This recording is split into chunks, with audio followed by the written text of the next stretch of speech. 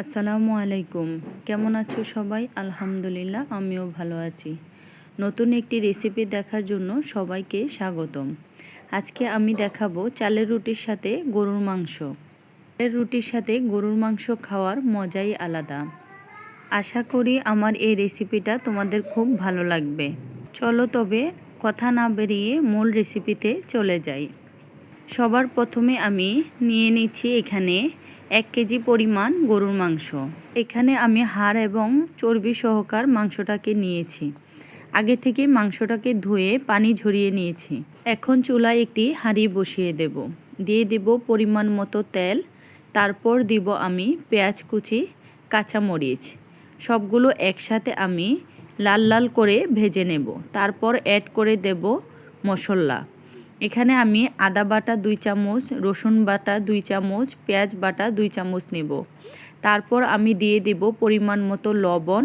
তারপর দিয়ে দেব হলুদ গুঁড়া, ধনিয়ার গুঁড়া, লাল মরিচের গুঁড়া, তারপর দিব জিরার গুঁড়া। সবগুলো মশলা একসাথে নেড়ে চেড়ে দেব। এখন আমি প্যাকেট গরম মশলার গুঁড়া দিয়ে দেব। তারপর দেব আস্ত গরম মশলা, এলাচ, দারচিনি, তেজপাতা। সবগুলো মশলা আমি 1.5 থেকে 2 মিনিট কষিয়ে নেব। দিয়ে দেব একটা টমেটো কুচি। এখন আমি গরুর মাংসটা দিয়ে দেব।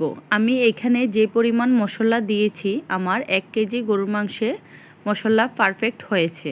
আপনারা মাংসের পরিমাণ কমিয়ে বাড়িয়ে নিলে সেই অনুপাতে মশলা দিয়ে দিবেন।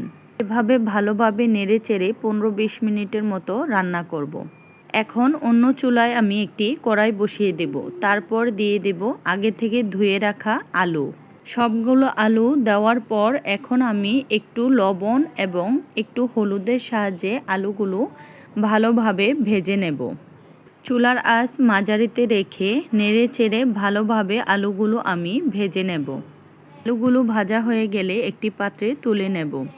প্রায় 15-20 মিনিট পর ফিরে এলাম। এর মাঝে আমি 5 মিনিট পর পর মাংসটা নেড়ে দিয়েছি।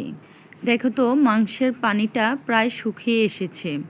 এখন আরও কিছুক্ষণ আমি নেড়ে চেড়ে মাংসটা কষিয়ে নেব।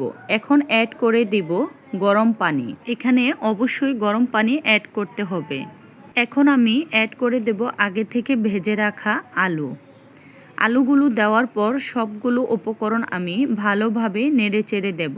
চুলার আঁচ হাই হিট রেখে আমি মাংসটা ভালোভাবে সিদ্ধ করে নেব। এই পর্যায়ে লবণটা চেক করে নেবেন।